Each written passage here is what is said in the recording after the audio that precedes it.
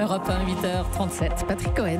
Le fin mot de l'info. Bonjour Raphaël Antoven. Bonjour Patrick, bonjour à tous. Comment pouvez-vous dire que la Terre se réchauffe alors qu'il n'a pas fait aussi froid depuis longtemps? Après le grand froid qui s'est abattu sur la France en février, vous avez choisi ce matin de revenir sur cet argument, pourtant rudimentaire, mais qu'on entend souvent, contre l'hypothèse du réchauffement climatique. Oui, parce que cet argument, Patrick, a beau être rudimentaire, comme vous dites, il revient immanquablement chaque fois que la température baisse un tout petit peu. Alors que les épisodes glaciaux, comme le froid que nous venons de traverser, sont eux aussi des symptômes du réchauffement climatique. En tout cas, un hiver glacial n'est pas une objection au réchauffement climatique. Je parle sous le contrôle de Laurent Cabrol, mais en l'occurrence, l'hypothèse est que la disparition de la banquise, modifiant la circulation des vents polaires, provoque des incursions d'air glacial aux latitudes moyennes de l'Europe ou des États-Unis. C'est pour ça que manifestement il fait froid. Mais que cette hypothèse soit avérée ou non, ce qui est fascinant ici, c'est qu'il suffise aux yeux de gens parfois raisonnables de dire « moi j'ai froid ici et maintenant » pour contredire l'augmentation tendancielle des températures moyennes causées par les émissions de gaz à effet de serre. Je veux dire, comment un argument aussi miteux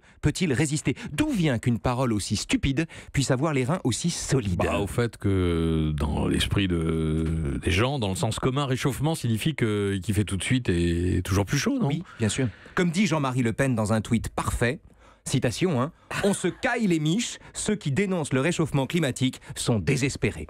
En fait, les gens mesurent la réalité d'un phénomène à l'aune du sens qu'ils donnent eux-mêmes aux mots qui le désignent.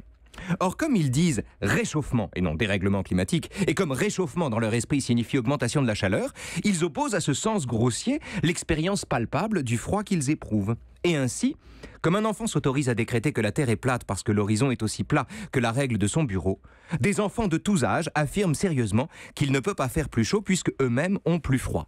Alors si un discours aussi faible est en fait aussi fort, c'est-à-dire aussi répandu, c'est qu'en réduisant le réchauffement à l'idée qu'il s'en fait, il s'autorise à tenir sa propre expérience pour un contre-argument.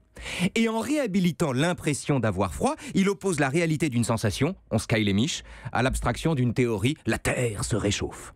En un mot, il réduit le réchauffement à la hausse du mercure et il brandit l'expérience qui dit le contraire. Ainsi, il n'est pas rare, Patrick, que les gens qui disent « le réchauffement c'est bidon puisque moi j'ai froid », se présentent aussi comme les défenseurs du réel face aux illusionnistes qui nous font croire au réchauffement alors qu'on se caille les miches.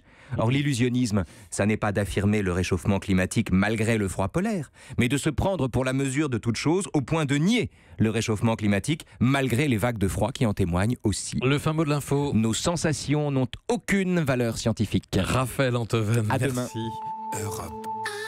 Europe 1.